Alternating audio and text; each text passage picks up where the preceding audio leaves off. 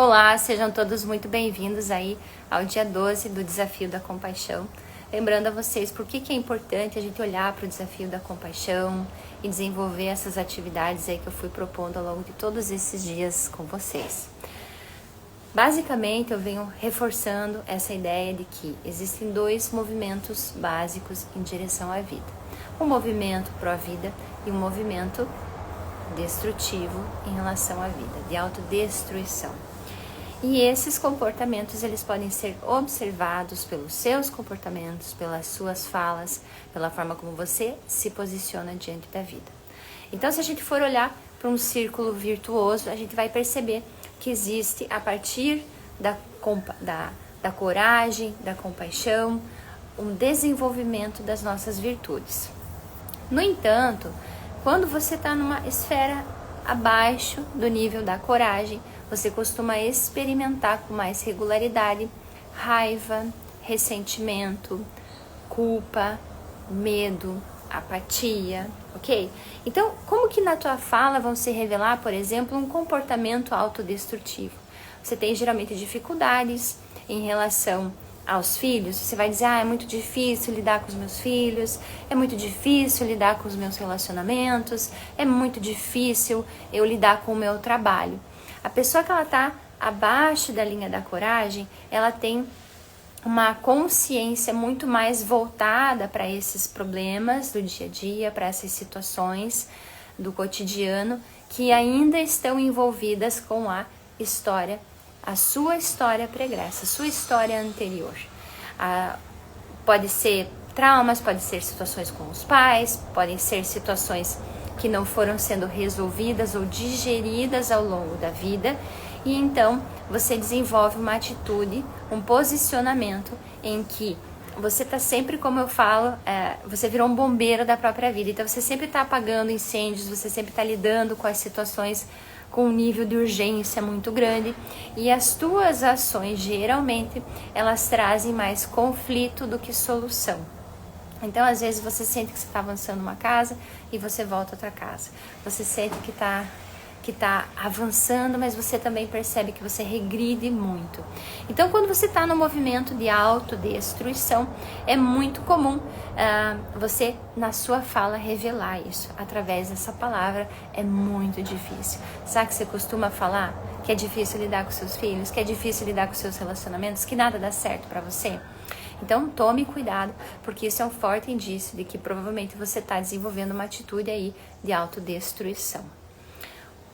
Como a gente vai saindo de um movimento, então, porque a gente recebe essa vida, a gente recebe esse dom, e como é possível, então, eu recebendo esse dom da vida, eu ter comportamentos que não são pró-vida? Eu fico pensando que vocês se perguntam isso, como que pode eu ter movimentos que não são saudáveis? Por causa dos padrões de pensamento, por causa dos pensamentos que geram sentimentos e que influenciam, então, as nossas ações. Então, embora você talvez, num nível de consciência, você queira o bem para ti, as tuas ações não são condizentes com o que de fato você almeja. Então, eventualmente, você está se envolvendo em situações que você vai se colocando de uma forma em que não existe espaço para criar algo, para criar uma solução, para se emancipar emocionalmente. E isso só vai começando a ser possível quando você vai saindo da apatia, do medo, do ressentimento, da raiva. Você começa a se integrar no movimento de aceitação, e a aula de anteontem foi imprescindível para isso. Então, se você não assistiu a aula número 10, eu realmente aconselho que você assista. E, se possível, assista todas as aulas que estão disponíveis aí pelo meu canal do YouTube, @VanessaSanderPsicóloga. E aí sim, você vai indo para o movimento, e tem a raiva também. E por que eu considero que a raiva desses sentimentos todos, ela já demonstra essa capacidade de ir para a vida, essa capacidade de movimento, e ela é antecessora da coragem. E a coragem é quando você começa a observar a tua consciência, você começa a observar esse outro lado seu que não é tão bonito assim, essa outra parte sua que de repente você começa a observar inconsistências, você começa a observar inconsistências nas suas ações, você começa a observar inconsistências nessa linha de congruência que só é possível a partir do pensamento, do sentimento, das ações. E você começa a ser essa pessoa que questiona, que faz a reflexão sobre si mesma, mas mais do que se questiona e faz a autorreflexão, você começa a ser essa pessoa que se posiciona diante da vida como um ser individual. E embora você tenha nascido individualmente, o comportamento muitas vezes não reflete isso. Não reflete no sentido de que, por exemplo, uma crítica muitas vezes ela vai afetar você de uma forma muito profunda. E por que a crítica geralmente ela afeta profundamente as pessoas? Afeta as pessoas que não conhecem a si mesmas, afeta as pessoas que podem até conhecer a si mesmas, mas não aceitam a si mesmas. Então esse entendimento também dessas características que fazem parte de mim, a aceitação disso, a aceitação das coisas como elas são, faz com que você comece a ter coragem para você se vincular então não apenas com esse desejo egóico, mas com o desejo de construir uma vida de valor, de realmente fazer os movimentos por você, mesmo que os seus movimentos não façam sentido para outras pessoas. Então, uma pessoa que já está na fase da coragem, ela dificilmente ela vai se abalar tanto com uma crítica, por exemplo, porque ela já olha para si. Então, quando alguém acusa alguma coisa, ela já começou a desenvolver o discernimento e a capacidade para perceber o que é meu, o que é do outro, e isso passa a não afetar mais a ela num nível em que ela se sinta derrotada, em que ela se sinta inferior. E sobre esse tema, teve uma outra live que especificamente eu falei sobre isso e está lá no meu canal do YouTube também. E é importante esse entendimento, por quê? Porque esse entendimento, né, o nosso entendimento, a nossa ação, ela também começa pelos nossos pensamentos, pelos conceitos que a gente absorve, e a gente então vai trazendo isso para a prática, porque de fato é a prática que vai trazer valor para o nosso ser. A prática, ela expõe as pessoas.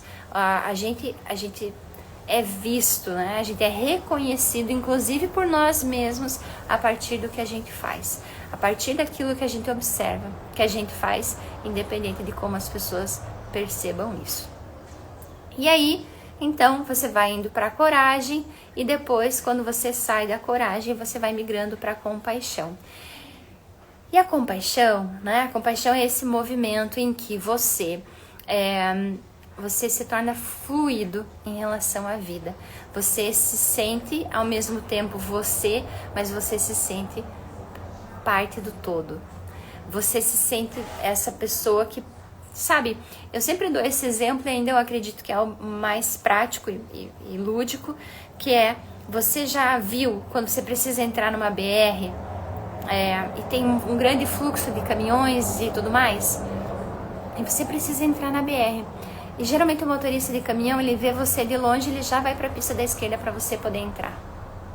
A pessoa que desenvolve compaixão, ela é como esse motorista, que ele enxerga a si mesmo, mas ele não deixa de perceber o todo.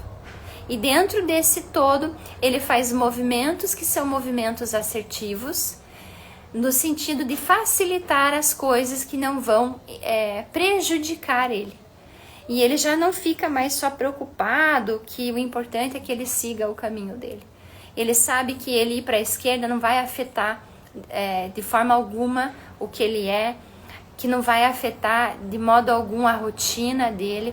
E essa consciência, então, dele sobre o todo faz com que ele seja muito mais ele, mas que ele entre nesse fluxo e facilite as coisas para as outras pessoas também. Então, quando você vai desenvolvendo a compaixão, você já foi lidando com os teus medos, você já foi lidando com os teus bichinhos internos, você foi lidando com a tua culpa, você foi lidando com o teu ressentimento, e você vai indo num sentido em que você realmente vê valor na sua vida, em coisas grandiosas, em pequenas coisas, como esse exemplo do dia a dia. Então você se vê como essa pessoa que realmente faz parte do todo. E aí você também já aprendeu, como a gente falou na live de anteontem, a contemplar a vida, a trabalhar no não julgamento e se colocar a partir e canalizar as forças a partir daquilo que você pode entregar ao mundo. Você não quer mais de fato que o mundo mude. Você não tem mais esse desejo. Você quer ser de fato parte da mudança e você já entendeu que essa mudança vai vir de você. Você já entendeu que você não tem controle sobre efetivamente resultados, você não tem controle sobre como as pessoas agem, você tem controle sobre a sua ação. E o seu compromisso passa a ser com a sua ação. O seu compromisso passa a ser com os seus valores. E isso é lindo demais. E como que qual que é a tarefa que eu quero deixar aqui para vocês hoje? Como é que a gente vai criando esse senso de discernimento também, né? A gente vai criando esse senso de discernimento observando as nossas escolhas, observando como que a gente se sente a respeito das nossas escolhas, observando como é que eu fico com isso está ligado aos meus valores ou não. Então você vai, de fato, trazendo mais discernimento a respeito das tuas ações, porque você é essa pessoa que olha. Você olha para aquilo que você deseja construir, você olha para aquilo que você quer fazer, ou seja, aonde a Vanessa pode ser a Vanessa, ninguém vai poder me substituir. Em que lugares, em que espaços, em que contextos você pode ser de fato a contribuição para todas essas coisas que acontecem aí à sua volta. E isso também vem da prática de orientar as suas decisões dentro daquilo que é valoroso para você. De repente você se propor a estabelecer metas, mas você, acima de tudo, ser essa pessoa que não cria compromissos com os compromissos, você cria um compromisso com os teus valores. Então você é essa pessoa que também sempre está se permitindo refletir sobre essas coisas que estão acontecendo e sempre se permitindo refletir se isso que você também está fazendo faz sentido. E isso é sensacional. Então você vai ter os teus planejamentos, mas ao mesmo tempo você sempre vai se questionar. Isso aqui que eu decidi, aquilo ali que eu fiz, ainda continua fazendo sentido? Eu ainda quero realmente dedicar a minha energia, colocar toda a minha força dentro disso que está acontecendo? E isso é uma coisa, é uma prática que realmente você faz diariamente. Então, diariamente você pode estabelecer as suas metas, você pode olhar para as coisas que você decidiu, mas você sempre se pergunta: isso aqui ainda está fazendo sentido para mim?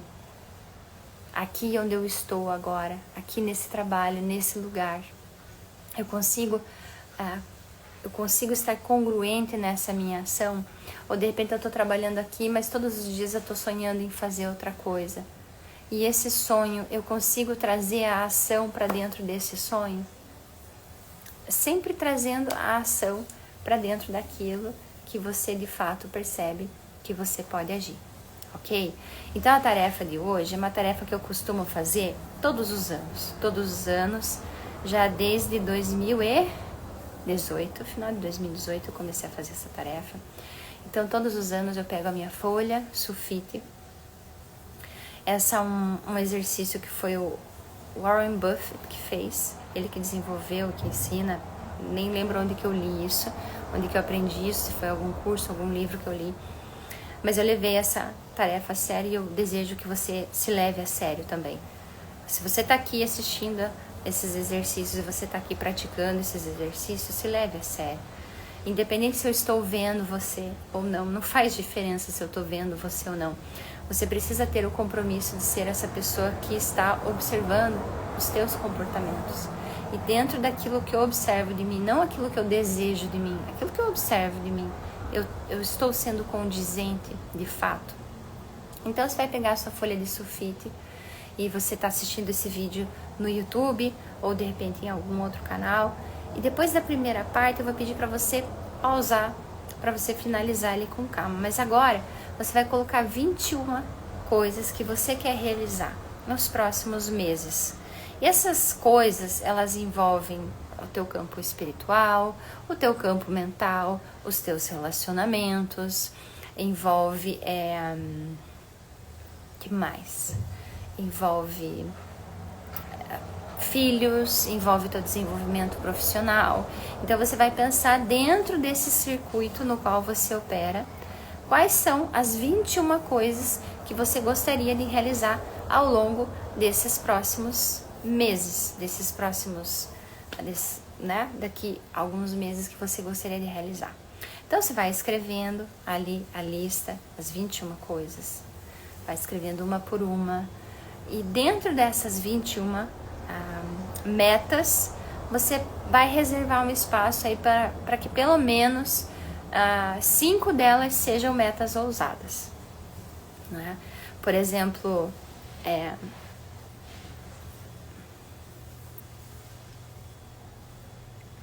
eu coloquei numa meta pessoal minha, eu ter um horário para desenvolver, eu tô me comprometendo socialmente agora, mas um horário de fato para eu estudar a matemática com a minha filha, porque é uma coisa que eventualmente sempre está gerando desgaste e não existe uma prática a respeito disso, e isso é uma coisa que me frustra, né? Me frustrava quando eu era criança, porque eu sempre tinha extrema dificuldade com isso, eu ainda tenho, mas eu quero de alguma forma reverter isso. Então eu considero para mim, de repente você me ouvindo, você tá aí de boa com a matemática, você pensar, o que é isso, né? Não é pra mim não funciona desse jeito, pra mim é uma meta super, super ousada. E ela tá lá, né? Então eu deixei lá. E existem outras metas que eu também coloquei, que tem a ver comigo, que tem a ver com a minha saúde, que tem a ver com o meu papel de mãe, de companheira e tudo mais, e essas coisas eu também estou olhando. Então, imagino que você está escrevendo aí a tua lista de 21 e realmente não avance o vídeo se você não escreveu as 21, tá? É importante que você escreva. Se você quiser escrever até mais que 21, melhor. Mas menos do que 21 não é bom. Então, escreve 21. E quando você finalizar, você volta aqui pro vídeo, ok? Então, eu vou confiar em você e que você vai pausar o vídeo. Voltando aqui pro vídeo, você vai pegar agora essas 21 metas que você pensou, que você quer desenvolver ao longo dos próximos meses, e você de fato vai fazer o quê? Você vai riscar. Você vai deixar só 5. Então, dessas 21 metas, você vai pensar. Você vai pensar 5. Dentro dessas 5, pelo menos uma ou duas, seria legal que elas realmente fossem desafiadoras para você. E as outras, demais, todas as outras, você vai esquecer nos próximos meses. Então, você realmente vai focar naquilo que você escolheu. E se a gente for observar, de fato, a maioria dessas listas, antigamente não era tão óbvio isso para mim. Isso foi ficando óbvio à medida que eu fui fazendo mais vezes esse exercício. Inclusive, às vezes eu faço ele fisicamente, mas eu gosto muito de usar o meu Trello para isso também. Coloco lá no Trello essas metas. E aí você vai então olhando e observando que talvez essas 5 que você escolheu, elas não deixam um pouco de ser a síntese do todo. Pelo menos para mim foi assim que eu fui percebendo ao longo dos anos.